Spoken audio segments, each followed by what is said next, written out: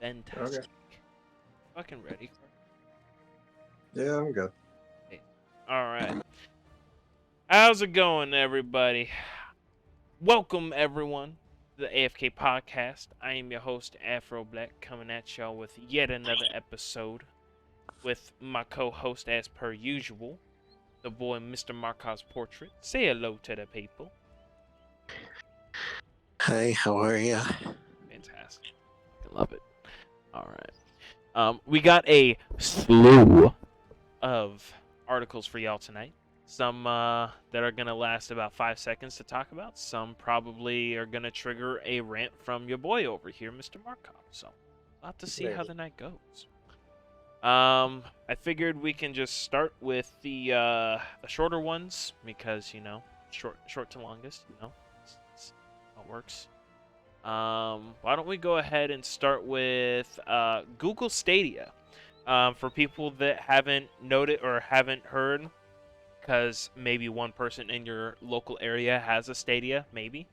But Google Stadia ceased business as of, what was it, 2 days ago, I believe. A shutdown. I think they refunded everyone that bought games, didn't they, on the Stadia? Yep. That's what I figured. Yep. So shut down Wednesday, January 18th. As they stated when they announced the closure initially, anyone who has made any purchase on that platform during the time it was up has been fully refunded. there it is. Which is, I mean, that's good on them, I will say. I mean, Sure. get down! What are you doing? Hold on. I don't know.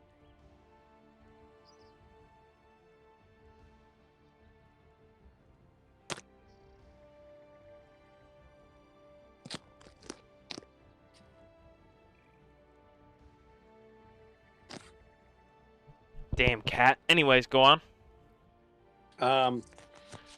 Yeah, no, that was pretty much it. Google Stadia is dead. To their credit, it took longer than I think most people thought it was going to. Yeah. But it is dead, and anyone who was a part of it has been fully refunded for their efforts, whatever those might be. They tried to keep it alive, lads. They tried. Okay. Obviously, I don't wish for really any like console division of whatever company to fail and have to shut down and stuff, but I mean, from what I understand, it wasn't the greatest service to begin with, and they just Nope. kind of like hoped that people wouldn't call them out for it. So, Yep. you know, I can't really say that I expected it to last as long as PlayStation or Nintendo or anything. So, yeah. So yeah, that's the first short one. The second one that I had, where did it go? I had multiple. Another short one that we had that unfortunately could have been a way longer talking point, but since the damn link doesn't work on Twitter, it's just gonna have to be a short one. Microsoft has confirmed plans to lay off approximately 10,000 employees by the end of March. I believe that also includes Bethesda, if I'm not mistaken. Yeah, they haven't really specified from what I've been able to find. It's just kind of been like throughout Microsoft, not really any one specific department as opposed to another one, though there are a couple of articles later on that we can get into that kind of suggests that some might be coming from more than some others as far as studios that they own seeing some layoffs. I see. Yeah, that definitely fucking sucks. I will say that much. Let's see. Oh wait, hey, look at that. It actually did the thing. Okay. The staff cuts will hit around 4.5% of the U.S. tech giant's 220,000 person workforce. Microsoft said that the layoffs will take place by the end of its third fiscal quarter on March 31st, 2023.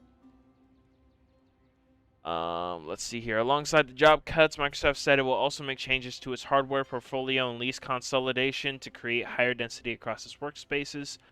The company said these actions were taken in response to macroeconomic conditions and changing customer priorities.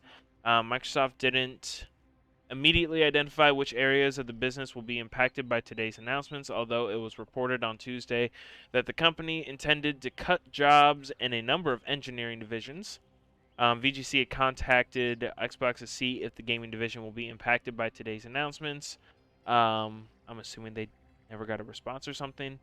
Microsoft will report its second quarter earnings on January 24th. Collectively, it said that the actions announced on Wednesday will result in a charge of $1.2 billion in the quarter.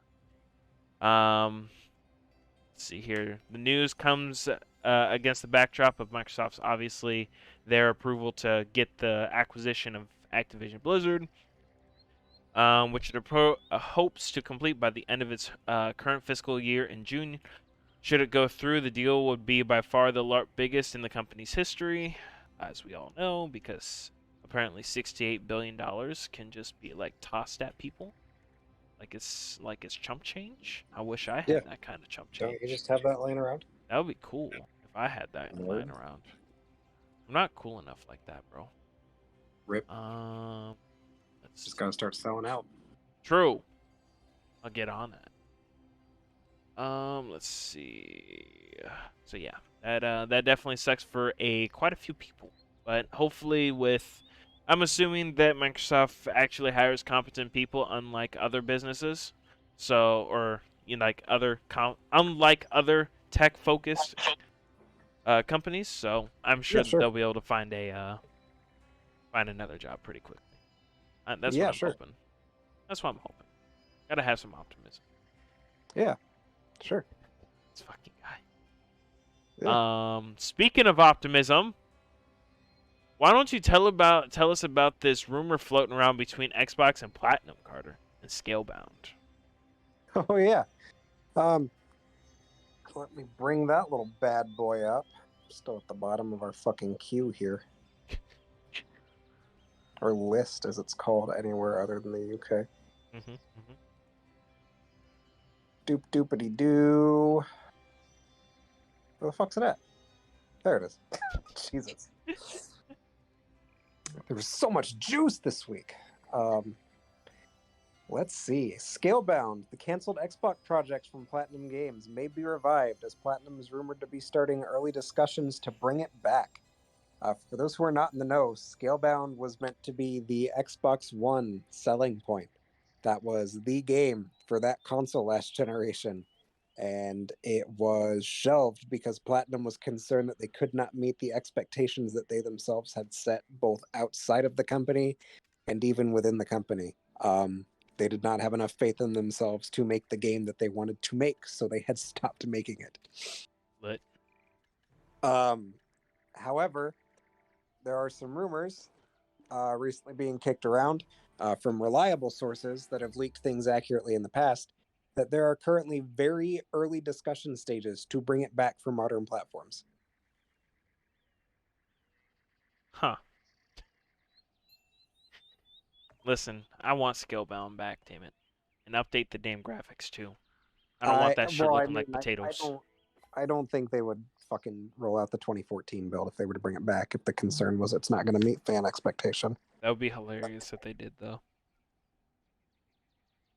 But, I mean, slightly, but it would also, more concerningly, be really, really bad. Overall. Oh, yes, absolutely. Like, worse than just leaving it on the shelf would be, honestly. Agreed. But yeah, no, there's supposedly super early talks, so knock on wood that ends up being true, because I would fucking love to see that game come to fruition. I think it could have been something really special if they were able to meet that vision that they were shooting for 10 years ago. And I think this generation of hardware, the Xbox especially, I feel like now's the time to do it. I don't think there's been a better time as far as no restriction game development goes. Especially since Xbox, since they have Game Pass both on PC and on console, is just like they don't have to really hold back the game either. They can literally build it for PC and then the awkward the awkward in between for the Xbox Series X, they can just fill in the void for. It's true if they choose to do that at all, because a lot of people are starting to abandon last gen, which is good at this point. Now that consoles are pretty easy to find. I don't know if you guys have been out and about, like actively console hunting, but it is really easy to go into a store and start finding shit, if not on their website. I agree. The age of scalpers is well on its way out the door if it hasn't hit it already. So, which is awesome. Agreed. I just No one likes scalpers. can't wait for it to.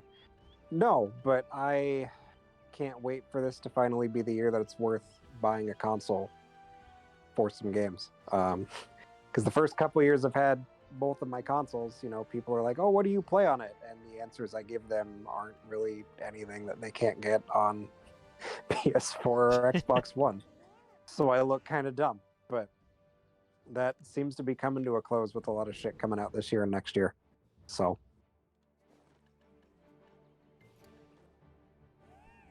I hope that the rumors are true. That's like my main thing. Is I yeah, hope that me the too. rumors are true. 'Cause I want another Platinum's hack and slash.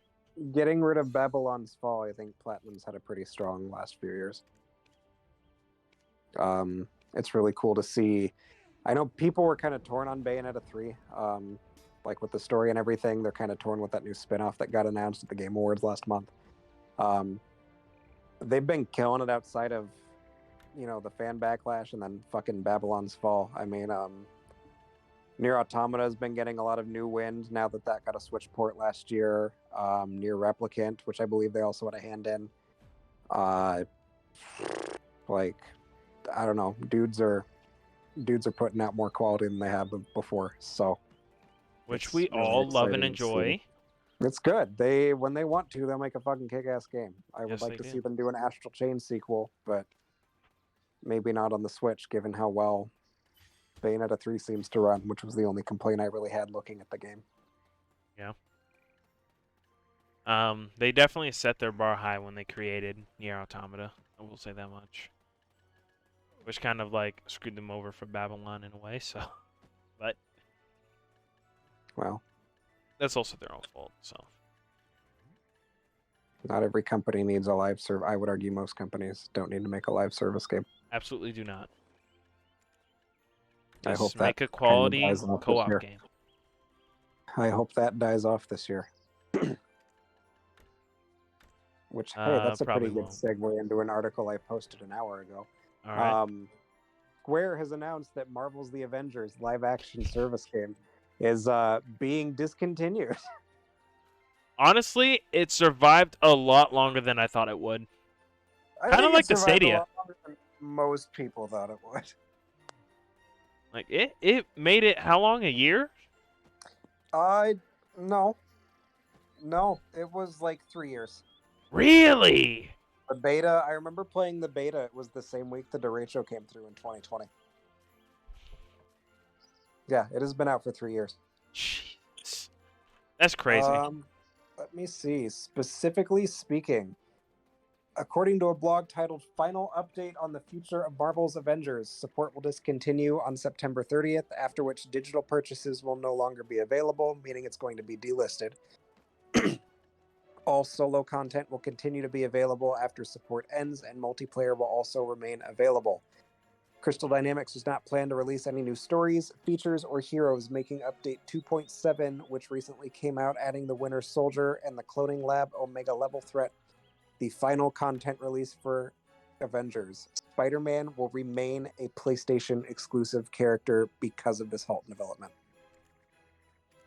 Goddamn. The final balance patch will be Update 2.8, releasing on March 31st, after which Crystal Dynamics says it will turn off cosmetic marketplaces and credits will no longer be purchasable, and everyone's credit balance will be converted into in-game resources. All cosmetics will be made available for free.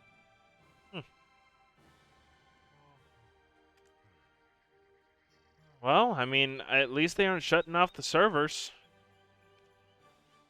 They might as well be. Yeah, I mean, I agree, but rip for the whole 5 people that enjoyed the game, I mean, I guess they get to keep playing it. God forbid that. Yeah. Good for them, I guess. So, yeah, that was a neat little segue. That's probably the only time I'm going to be able to do that tonight. So, I don't fucking pay attention. It's fine. It's fine. But, yeah. Speaking of stuff, it's not really a segue, just stuff. Cool. Um, Nice. Yeah, great. according to what is this? A forum, I think. Yeah, gaming forum. Called Reset Era. Um, this person by the username Angie posted a forum thread saying that Persona 3 remake and Persona 6 reportedly far along in development, reveals planned for the summer. How do you feel about that, Carter, as a avid Persona stan? Um, we're really going to need to have a conversation about how casually you throw the word "stan" around when it comes to things that I like. This is 2 shows in a row. It's just gonna be a meme now. Practically. Yeah, I don't know, I'm cautiously optimistic. I feel like more so than most other franchise rumors, Persona ones are the hardest to like believe or disbelieve because Atlas is so fucking stupid about what information they choose to reveal and not reveal. Like how during their giant 20th anniversary or 25th anniversary event last year, they went through, announced all these vinyl represses for the soundtracks, announced like a modern platform. They announced a PS5 port for Persona 5 Royal. This was like before the whole massive console ports that people cared about started coming out last year, and more recently this week with 3 and 4. Pretty much everything about those games that people could have looked for other than like a mainline game. Like I think the biggest announcements from the 25th anniversary celebration were, hey, we're printing a bunch of soundtracks on vinyl, and hey, we're doing rollback netcode for a fighting game that should have had it day 1, 6 months after launch. Yay! Even though the fucking port was garbage and it really pisses me off. Yeah, that shitty ports are never cash money. Right. And then just kind of out of nowhere during like an Xbox showcase last year, they were just kind of like, yeah, Persona 5's coming to Game Pass. Also, so are Persona 3 and 4. And also, Persona 3 and 4 are getting put on a modern platform for the first time in like ever. Which kind of surprised people, especially given how like PlayStation centric the mainline entries have always been in that series. Like spin-offs are always on whatever, like the Persona 4 Arena games was on like the Xbox. There's an entire spin-off series on the DS. Strikers, the Persona 5 like Dynasty Warriors game was on Switch. They kind of do whatever they want when it comes to like the spin-off games, but the main entries are like notoriously PlayStation focused, and they have been for a super long time up until the last few months. I see. But yeah, they just kind of nonchalantly dropped the Xbox announcements during the Xbox showcase they had over the summer as like their E3 presentation.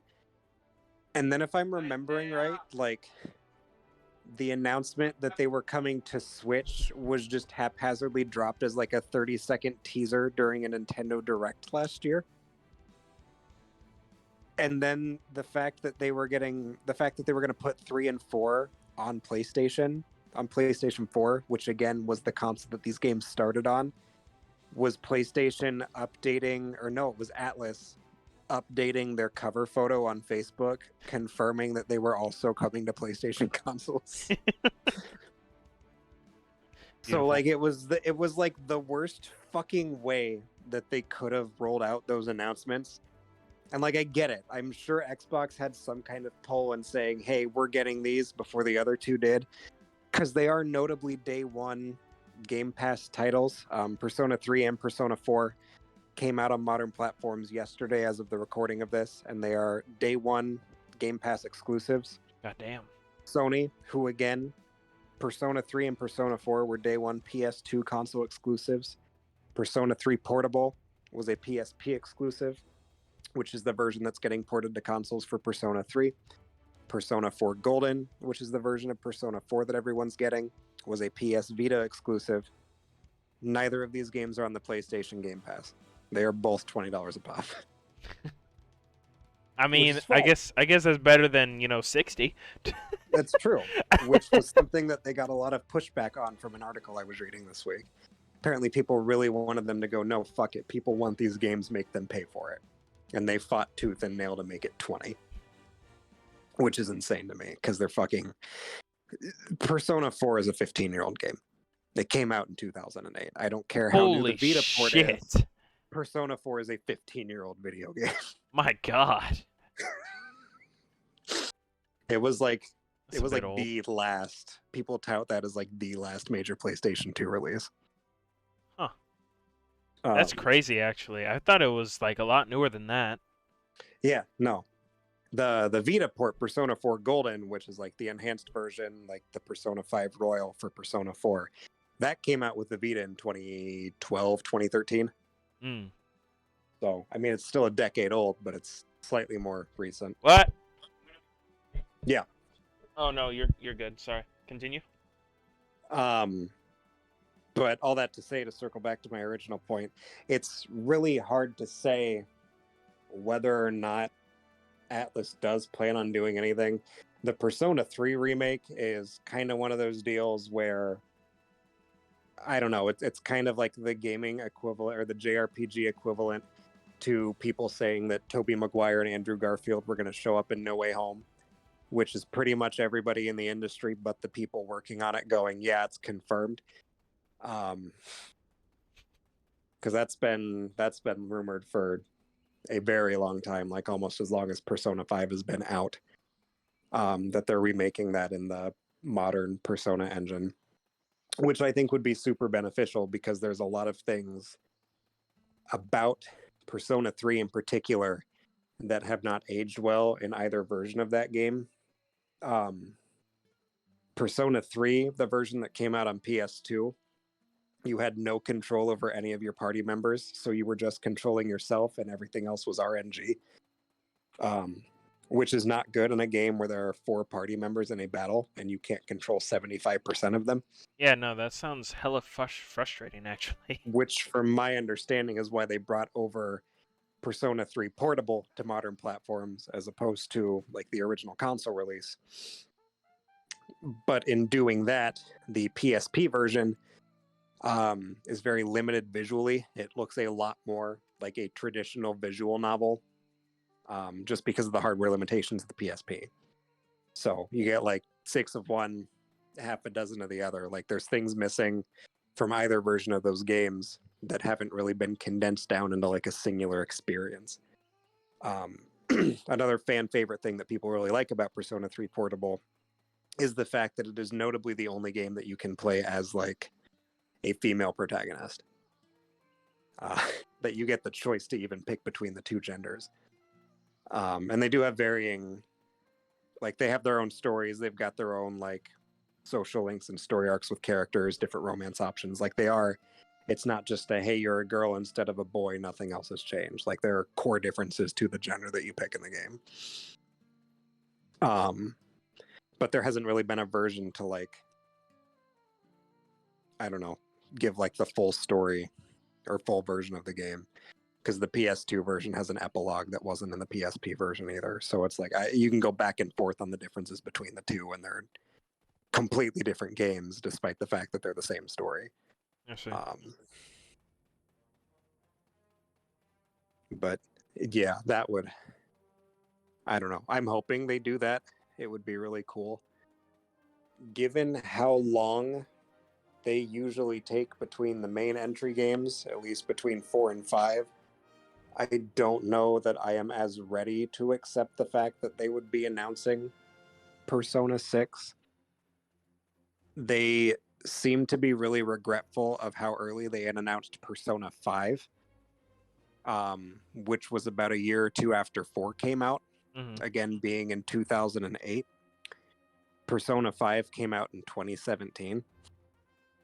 Well, 2016 in Japan, technically. Which I guess, now that I'm talking through it out loud, would put us at about the same gap of time that we're at now.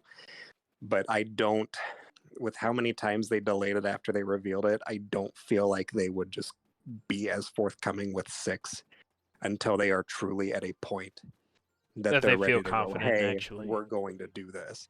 Yeah. Because they had also announced last year, a couple years ago, when Shin Megami 5 came out on Switch, that was going to be, and it was, the first game that is falling under a global release schedule, meaning that unlike Persona 5, unlike really up until like the 2010s when the internet just kind of streamlined how everything works, there were large gaps in time between the time a game came out in Japan and the time a game came out in the States. And Shin Megami 5 was notably delayed for a couple years after it got revealed for the purposes of having worldwide localization ready on launch day so everybody could play it, which I think is a really smart idea anymore. I think that should be the standard, and I'm glad they're adopting that. Mm-hmm. But yeah, I don't know. I obviously want Persona 6 quite a bit. Persona 5 has remained one of my favorite games of all time. Persona 4 is another one of my favorite games of all time. I've started playing through it on stream again last night, and I fell in love with it all over again the same way that I did when I bought my Vita 8 years ago. Super, super endearing characters and cast, super interesting and unique stories, and just, I don't know, the things that fucking team of developers can do over at Atlas never ceases to amaze me.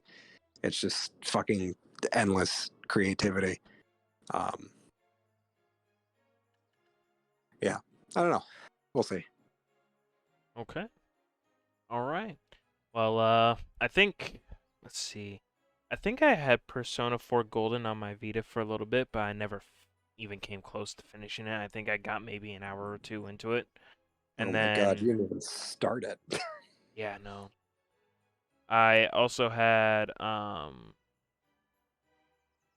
what was it? I had Persona 5, I have Persona 5 Strikers on Steam, but, I think I got 3 or 4 hours into that game, I think. And then after And that, it was just... the spin-off games are hard too, because it's really hard to understand anything that's going on if you don't have like a general knowledge of the overall story from the main game. I see. Like 4 especially, because all the spin-offs for 4 are infamously like direct canon sequels, where like, so the fact that there are 2 fighting games, both versions of those fighting games are separate parts in the canon timeline for that storyline. Jesus Christ. Despite the fact that one fighting game is literally just like an enhanced arcade version that they ported over to consoles. The dancing game is canon, the rhythm game. And then both of the Persona Q 3DS games, all of them are canon to Persona 4. Whereas in 3 and 5, 5 I think Strikers is considered canon, but everything else for 5 and then everything in 3, they're just like, it's a dream. Fuck it. You know, this is too hard. We don't fucking do this anymore. I'm tired, boss. I'm tired. Pretty much. Respectable.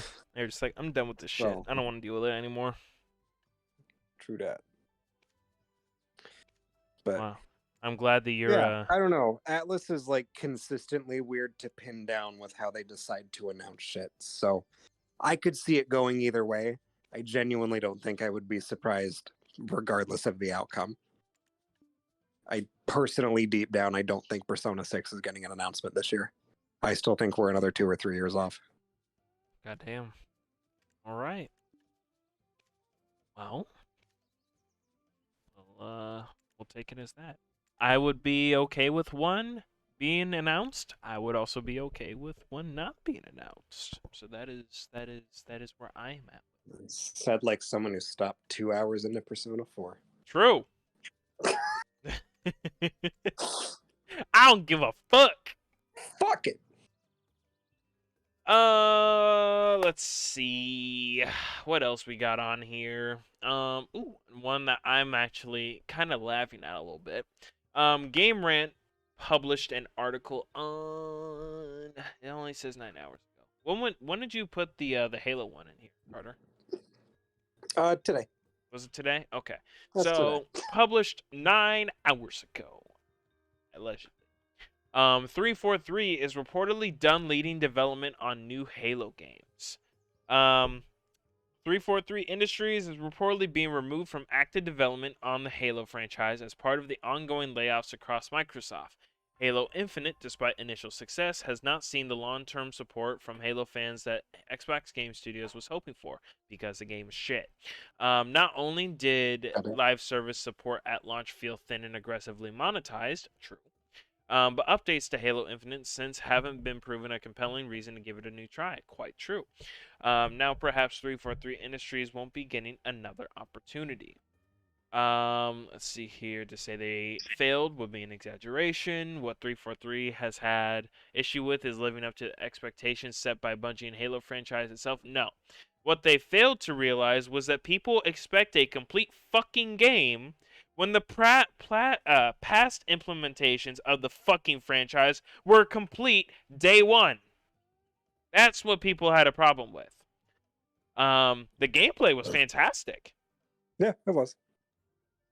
Everything else when it comes to quality of life and fucking and features, game modes, and all that other shit was pathetically abysmal, to say the least.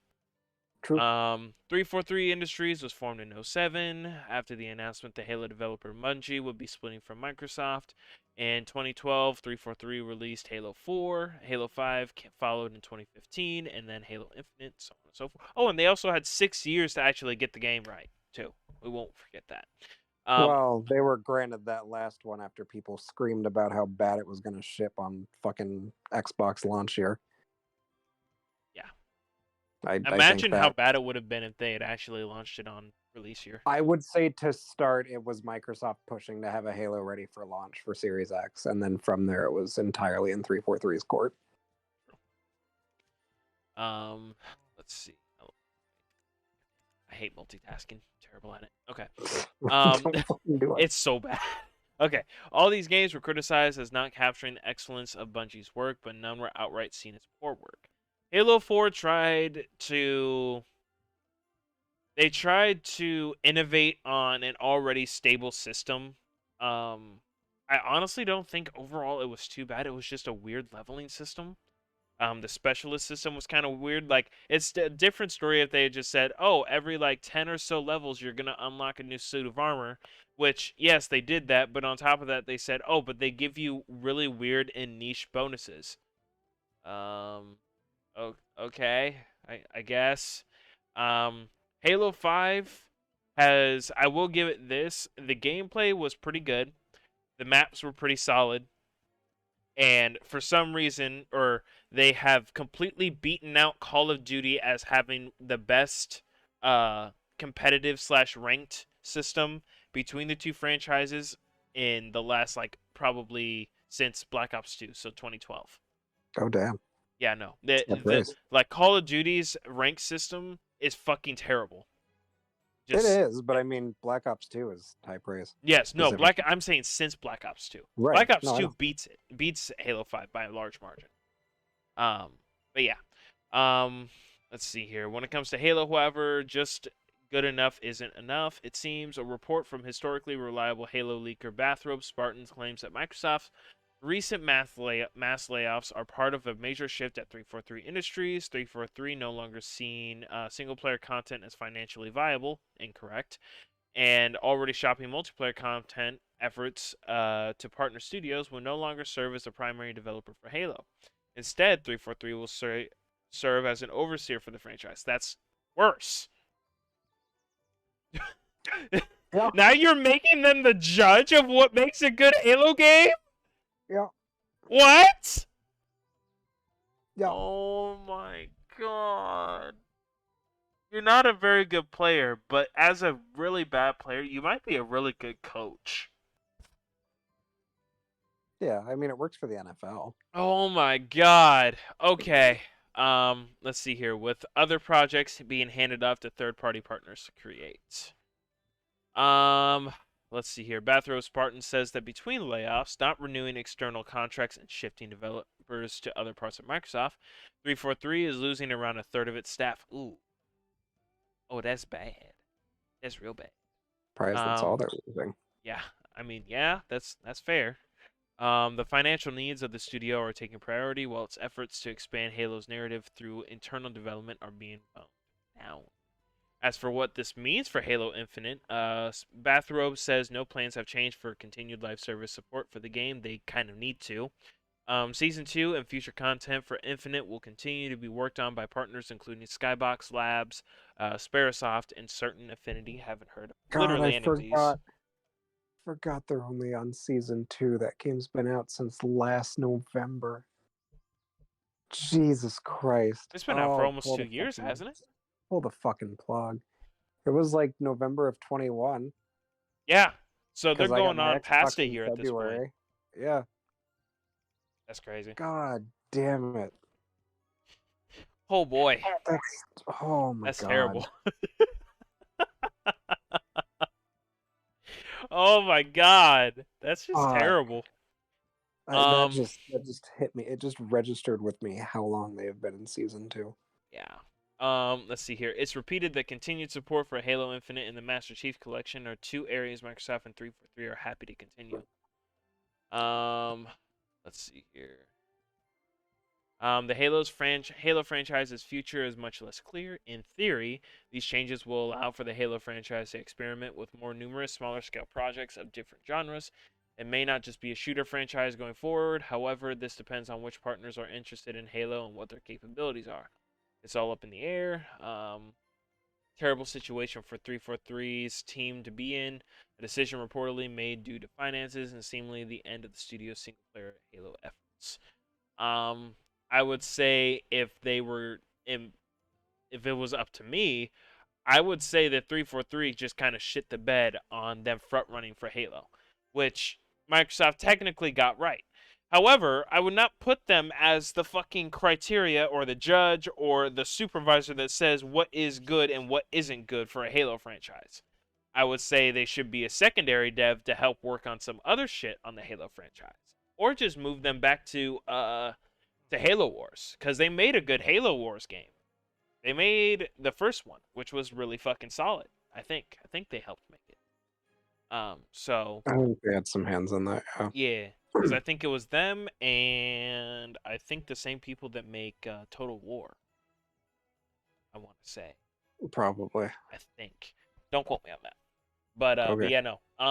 I would definitely say that they should not have a supervisory role as a studio on Halo when they just kind of failed to deliver so harshly for multiple years in a row. I think it would be of benefit to the franchise if they took a kind of Warhammer approach where they make a bunch of different types of games within the universe. True. I can see that. They have a pretty Tell expansive different stories universe. in the universe. Yeah, well, that's what I'm saying. Like the world building has always been top tier in that series, but Yes. There's like it all the kind of ends fucking up books being a have Star become Wars type bestsellers. thing. They got tons of fucking comics. Like they've expanded the Right. lore quite a bit. It's just But like it all fucking ends up being a Star Wars thing where it's just 6 degrees of how do we get to Master Chief. yeah. And I mean the tie-ins are perfectly fine, but like take Halo Reach for example, they did fantastic and they didn't even remotely rely on Chief to actually sell the game. The Halo game was Reach is already the just only good. Halo game I've played the campaign for, and I fucking loved it. ODST is also solid. I would recommend that. But yeah, no. I would definitely agree. I definitely want to see another Halo Wars game. Halo Wars 2 was, from what I heard, disappointing. I didn't play it because I think by that time I was on PC and I didn't really touch my Xbox One. So there was no point for me to buy it. So a third implementation would be probably pretty solid. They could definitely get away with a fucking horror game. They have the Flood. I'm Yup. honestly surprised they haven't tried to utilize that at all. Let's see. What else? What else could they make? They could probably make a stealth game. I'm pretty sure they do have like a covert. Like technically the ODSTs are stealth, but they're mainly for just like special operations missions specifically, not necessarily stealth missions. Right. But I'm sure they could get away with some sort of stealth game. They don't even have to make it about the humans. They can go off of like prequels for the fucking Covenant. They can go make it a fucking hack and slash elite game. Yeah. Or they could do the other thing that Star Wars doesn't do and pull from the 85 fucking books people have wrote. That too.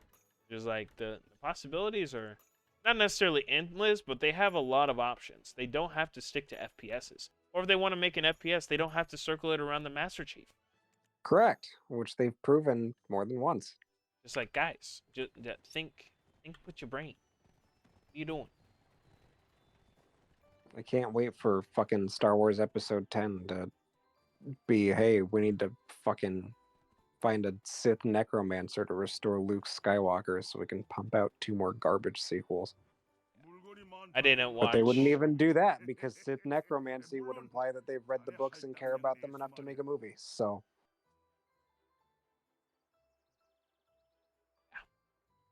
So I don't know. The Halo thing, as someone who's not even like a fucking resident Xbox fan or anything, like growing up on a Sony household, it still really blows to see how far the series has fallen in the last 10 years. I think most people can agree on that. At least I hope so. It's just completely unnecessary for it to not. Because I don't know, it's kind of in a unique position compared to like other. I would say it's like the most Nintendo styled like exclusive thing in the fact that it's been something that they've been consistently able to rely upon, like a Mario, like a fucking Smash Bros game, where it's just like, hey, a Microsoft console's coming out, Halo's going to be on it. Because PlayStation doesn't really have that. Their devs experiment a bit, so there's not like a, hey, I'm going to buy this and I'm going to be guaranteed a fucking whatever game. But Yeah. I don't know. Halo's always kind of been the bread and butter, and it really sucks to see that Go away. turning stale the way it is. Because the people they keep entrusting the franchise with keep just like falling short. Yeah, which is double insane when you think about the fact that studio was literally built to do nothing but Halo. Yeah. It's kind of crazy how they had endless amounts of fucking source material and like lore, and they probably even could have gotten a hold of a handful of the previous devs on like how to handle certain things, and they just kind of said, "Fuck it, we'll do it live." Really Yeah, disappointing. it's kind of crazy how both sides of that fucking Bungie split didn't end up doing too well. I mean, like people play Destiny, I guess, but I would say Bungie it's in not between the the game two we were fucking told it studios. was going to be 10 years ago. In between the two studios, I would definitely say that Destiny 2 is on the right track, whereas 343 started with high promise and now they're just going on the decline. Because Bungie definitely doesn't have the best practices all around, but I can safely say that Destiny 2 is still one of the most popular FPSs on Steam. Well, yeah, I mean, any free-to-play game is going to be higher on the charts. Apex has been on like top every time I fucking turn on my Steam Deck. But I mean, I would say yes, kind of, but the content has to be good enough to keep player retention. I don't know. That hasn't stopped them before. What do you mean? Oh, I'm just not a Destiny fan. Oh no, that's fair. Don't get me wrong. I'm not gonna been sit here there. and say I was on the Destiny train day one, and boy, have I been fucking burned. that's fair. They didn't really start hitting the actual upward spike with Destiny 2 until Forsaken, which was what was Forsaken? It's actually curious. Like 2019. That sounds right. That was the one where Cade died, right? Yeah. Yeah, it was 2019. Oh, 2018. Oh yeah, it was in So the it's been fall. out for 4 years. So they've only been on the upward swing for about 4 years. Past that, so it took them a year from taking Destiny 2 from being a major disappointment to, oh well, this game's all right. And Yeah, then but you can't even play half the fucking content from Forsaken because they sunsetted all of it. they did. I think now you get I think you get like a short synopsis or some shit like that. That's fucking stupid. Agreed. But I mean, I don't. Like, I get if they want to balance shit. You don't need to balance the PvE side of things. It's a garbage excuse for sunsetting. Yeah, no. There's It no just sounds to balance me in a like they PvE just didn't looter want to put shooter. in the extra effort to make sure everything worked seamlessly, so they just faulted it. Stupid. Agreed. But But yeah, I paid full price for it. right. I actually haven't even touched it. I still haven't beaten the newest raid, and the next one comes out next month. That Forsaken was when I stopped playing. So Fair. Let's see. But yeah, no. 343 is definitely in shallow waters with Microsoft. So I hope for their sake they actually turn it around, because right now it's not working too hot. they probably won't. Basically. Speaking of unexpected turnabouts, have you been watching The Last of Us yet, Carter? I have How do you like it? all one episode. Being the resident Naughty Dog anti-stan that I have been the last 3 or 4 years, I am pleasantly fucking surprised by the first episode of The Last of Us. See, now that's what I've heard. I've heard that it's actually surprisingly good. And granted, part of that might be my genuine love for the first game. I do, for all of my other gripes that I've had against Naughty Dog since they started doing like Uncharted stuff. Mhm. Last of Us Part 1 is one of my favorite like stories in a video game. It's pretty hard to not like it, honestly, I think. The way I was kind of worried about, stuff that they were going to add or potentially tweak with the show, just because it's a TV show, so there's some stuff that's not as like intuitive. Just put one for one from a video game in, like, I don't know, it's hard to explain without spoiling stuff. But I will say, first of all, the little introduction 5-minute segment, which I don't know, have you watched it yet, Isaiah? I have not. There's like a 5-minute prologue before like the event of like the story starts. It's just like a little 5-minute like talk show TED Talk type deal, where they've got this doctor, the scientist, sitting there going into like really thorough detail about like a cordyceps, which is what the infection is. A cordyceps, or like a fungus infection, just is, and what it does, and how quickly it could happen, and just the way they were able to completely ground that in realism, because none of the information that he's giving is medically inaccurate. Like, it's all theoretically something that could happen. Yeah, because cordyceps, if I Based remember on how the correctly, fungus works, because yeah, cordyceps are it's a a parasite. zombie. Yeah, it's a It's zombie. a parasite. It's a zombie fungus, essentially. Right. And he's going through just painting this fucking bleak picture of, hey, because they're sitting there like, oh, what's the worst thing that could happen? Ha ha ha, zombies. And he goes, actually, fucking yeah. Here's how they do it. But it's just like so grounded, and just like they It played doesn't it feel so out of straight. nowhere. It didn't feel out of nowhere. And honest to Christ, if I had seen that devoid of any other context, I would think I was watching some fucking TED Talk. God damn. Okay. Like, it's so well done. Okay. And then the intro, once it starts picking up, once shit goes down, it is like 100% shot for fucking shot with the intro to the game. See, now I seen that comparison on Reddit. I was like, God damn, they did pretty good on that. For fucking shot. Blew me away. But they add about an extra like 5 or 7 minutes of just seeing like, hey, this is the routine. These are the lives that these characters had. In the normal times, this is what life is like. Which is something that I didn't think I would appreciate, and I kind of rolled my eyes at when they started doing it. But as it got to that point where shit started to go down, I was able to appreciate the fact that hey, these people have had everything ripped away from them, while also being able to see what that everything was. Because The Last of Us, the game, you start out, you wake up as Sarah, you're seeing shit go down right away. There's not really any kind of preface to it beyond Yeah. like a little 2-minute intro cutscene, Mhm. which is nowhere near what the intro to the show was. No, I did hear that they changed a few things, but if they give more surrounding context versus just like the chaotic oh shit is on fire, people are screaming and shit like that for the beginning of the Yeah, game, it's no, just like I what they added, I felt was was really needed. good for kind of establishing why you should care, Yeah, for that's lack fair. of a better phrase. Excuse me.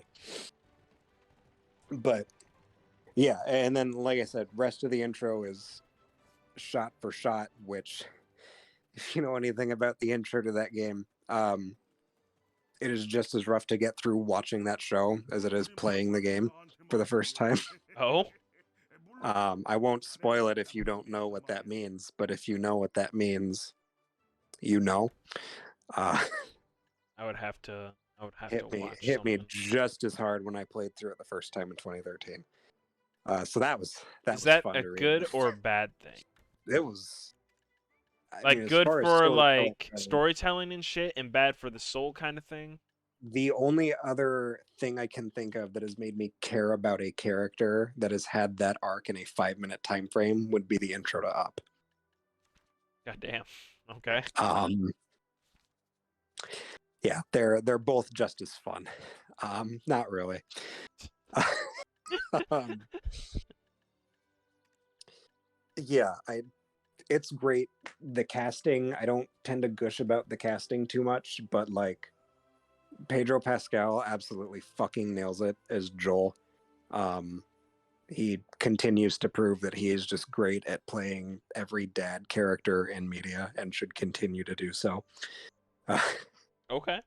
um, if you didn't know, he's the Mandalorian. I did So hear about that. I okay, think okay, one of my coworkers told me that. yeah. So he's 2 for 2 on the dad roles so far.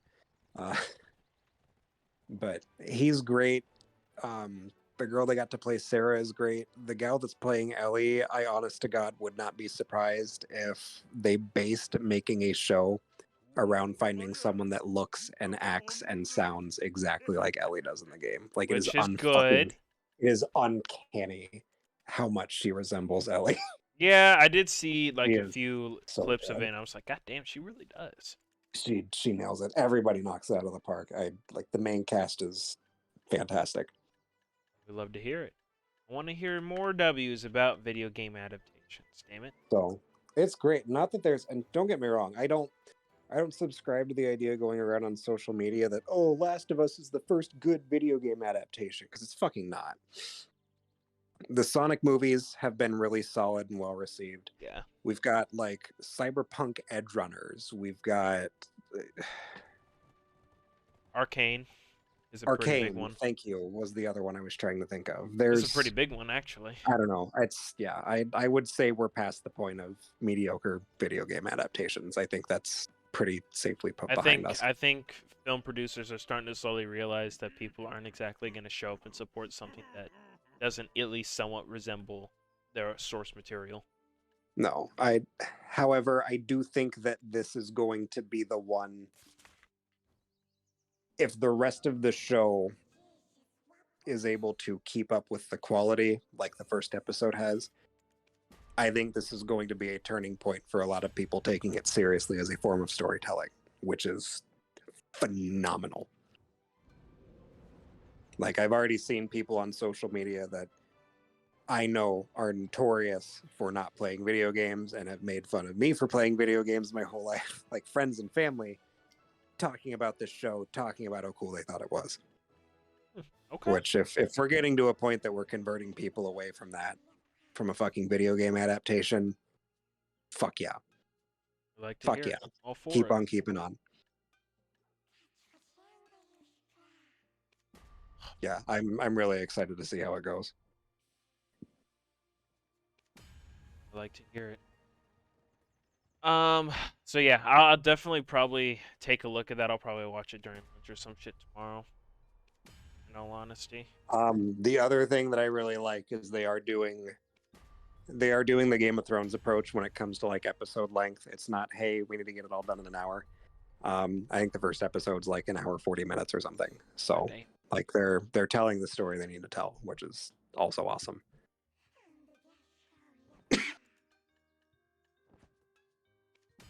Ooh, So beautiful. Okay. All right. Well, you heard the first episode review. So that's yeah, cool. surprising Naughty Dog redemption arc of the week. So Oh yeah. Surprise. yeah, surprise. Good game is good. Yeah. Let's see here. Speaking of HBO, it's on HBO, right? Yeah, Okay, cool. HBO Max. good segue. Really confident. HBO Max is losing more of its fan favorite TV and movie library, including the John Wick trilogy and some of DC's best animated series. From January 31st, dozens of movies and shows are being removed from the streaming service. Among the most notable HBO Max outgoings are John Wick 1 through 3, um, 12 Years a Slave, Chinatown, Fantastic Beasts and Where to Find Them, the Jurassic Park trilogy, and Zero Dark 30. Perhaps more concerning in the wake of Warner Brothers' cuts and cancellations is the fact that multiple DC animated shows are departing from with no new streaming home announced. Batman the Brave and the Bold plus DCAU series Justice League and its follow-up Justice League Unlimited will no longer be available to stream anywhere from February. Raised by Wolves, The Time Traveler's Wife, and Westworld were all removed from HBO last year. A handful of beloved animated shows, including OKKO and Infinity Train, were also taken down. Scoob, Batman, The Cape Crusader, and Looney Tunes musical Bye Bye Bunny have all been shelved during pre-production during the Warner Brothers Discovery merger. Um, for people that are watching on YouTube, the article that I'll put in the description will have all the shows and movies that will be leaving on the 31st. I am not reading off this fucking list. No, it's just not. So, but yeah, the more notable ones that pretty much everyone will know, they already put in the short snippet paragraph before the giant list. So if you guys are curious about any other shows or movies, like I said, the article will be put in the description. Um, let's see here. Moving on from those things. Um, Speaking of movies and shows, Michael B. Jordan is to star in from. This is the first I've even heard of this. Will be starring in a Rainbow Six movie. Put on my glasses. Okay. Almost 10 years after his death, Tom Clancy continues to be one of the most adapted authors in Hollywood. Now Paramount Pictures has begun to work on a film version of Rainbow Six, Clancy's 1998 spy novel featuring CIA agent John Clark and his Rainbow anti-terrorist team. The film will be a continuation from the 2021 film Without Remorse, which introduced Michael B. Jordan's version of Clark. The Rainbow Six film will also be reportedly helmed by John Wick series director Chad Stahelski. That's good. That means there'll be pretty decent action sequences. While Rainbow Six was a major bestseller for Clancy in the late 90s, that title is now probably most associated with the video game series it inspired. The first Rainbow Six debuted on PC in 1998, with additional versions on numerous other platforms, including the original PlayStation and the Nintendo 64. The first-person shooter games have continued to be published pretty much ever since. The latest sequel, Rainbow Six Extraction, don't buy it, was released just last year. While the games are mostly about multiplayer action, the Rainbow Six novel focused on Clark and his team's um, attempt to thwart a biological attack on the Olympics. Without Remorse was produced by Paramount, but they eventually sold the film to Amazon, who premiered it on its Prime Video streaming service during the pandemic. Um, Besides a premise that is more action thriller than revenge drama, Rainbow Six also has the benefit of wider name recognition. Um, a couple generations of gamers love Rainbow Six, in which Chad involved. They stand a decent shot at getting an action movie worthy of the title. I agree. Um, obviously based I can only base that off of the John Wick movies, but based off of those alone, I would say that we're at least gonna get some really good action scenes. Um, so that's like my biggest turnaround. I've never been super into or even really knew about Rainbow Six's storyline, so as long as it's not completely abhorrent, I think we'll be fine. What's your input on it, Carter? Uh, yeah, I think it'll be pretty cool. Michael B. Jordan's pretty good at action stuff, so if he's gonna get creative control like he does over the other stuff that he's been in, I think it'll be pretty good. Mm-hmm. Um, I don't know. I'm not super big into the Rainbow Six Siege stuff. I kind of fell off after Vegas and Vegas 2 because those are pinnacle co-op shooters for me. Fair. Vegas 2 especially. But yeah, I don't know. We'll see.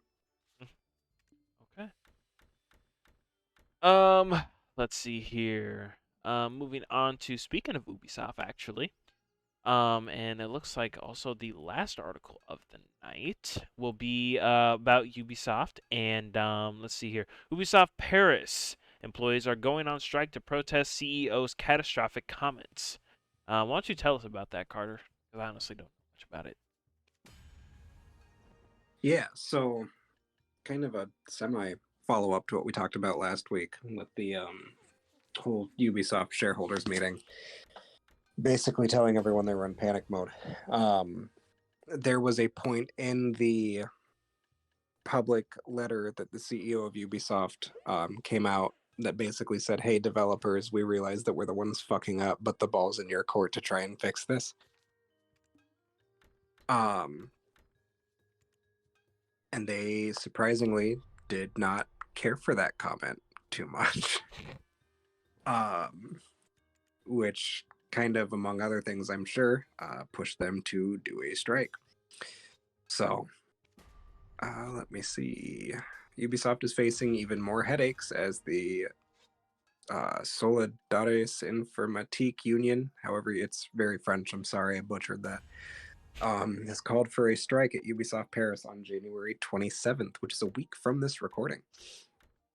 A strike might seem like an odd response to being told the company is in trouble outside of France, but it arises from statements made by the CEO, who said in the last week's update that the company is looking to cut $215 million worth of expenses over the next 2 years through targeted restructuring, divesting non-core assets, and usual natural attrition, which in layman's terms means you guys are all going to get fired. Amazing. Super cool. In a follow-up email to Ubisoft employees reported by Kotaku, yeah, this is the point. The CEO told workers that he needs their, quote, full energy and commitment to ensure we get back on the path to success, adding, quote, I am also asking that each of you be especially careful and strategic with your spending and initiatives to ensure we are being as efficient and lean as possible, end quote. Interesting way. So the Saying way they are that. basically framing everything is, hey, you need to pull this company out by its bootstraps, even though we're incompetent. Here's less money to do that. Make more shallow games. Jesus Christ. In addition to this, the studio claims salaries at Ubisoft have failed to keep up with inflation, and the company has not implemented a 4-day work week.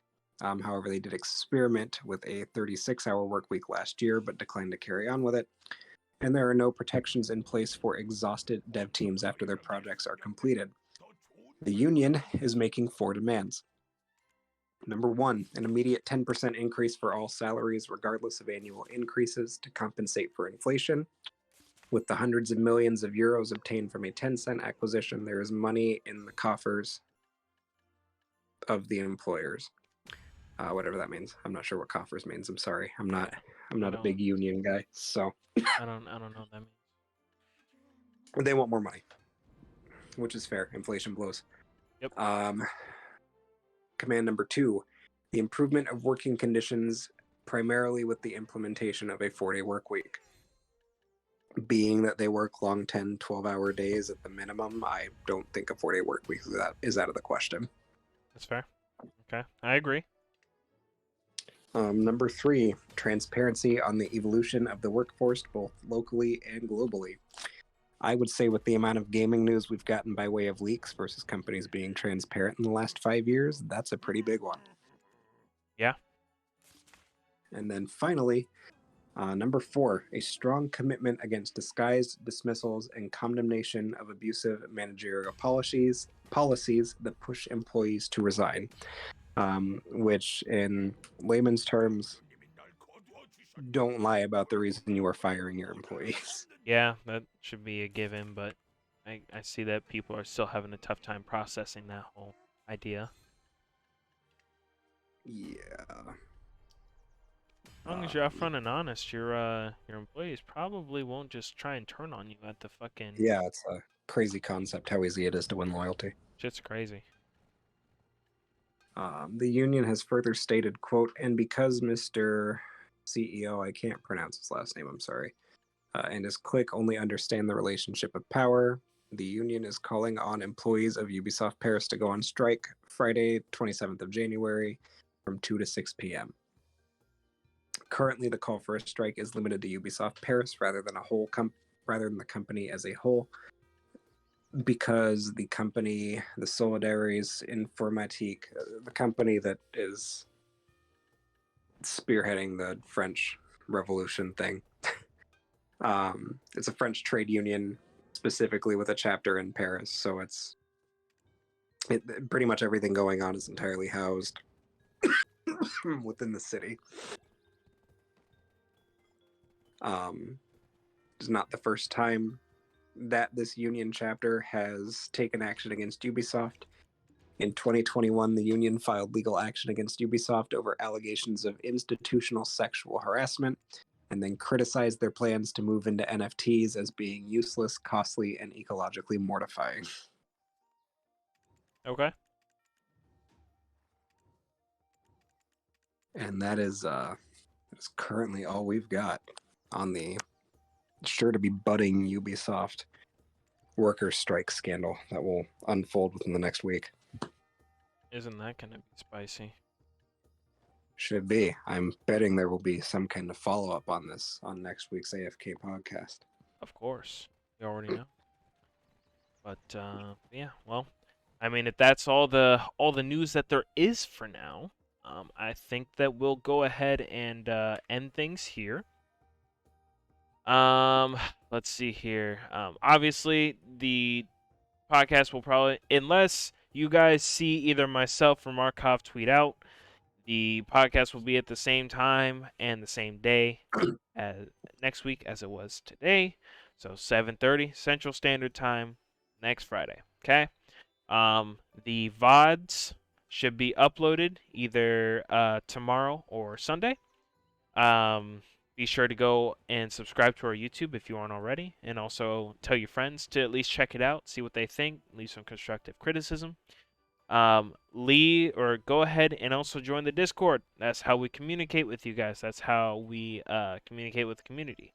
Send us articles, talk to us, interact with us, interact with other people in the podcast Discord, all that good stuff. Also, obviously, go and follow our socials and go follow Mr. Markov's portrait on Twitch. I believe you're playing through something new, right? Yeah, I said it earlier. I started up Persona 4 yesterday. That's what it was. Okay. Yeah, he's playing through Persona 4 right now. It's like one of my favorite games ever. We're having so much fun, and we just got past like all of the boring 4-hour prologue stuff. So there we go. Next See? stream we are starting the first dungeon. The gameplay will begin. There we go. See? Look at that already. So yeah, I think that's all the advertising we got for y'all tonight, and all the info that we got for you on this week's gaming news. So everyone have a great night. We'll see you next week. Peace out, PogChamps.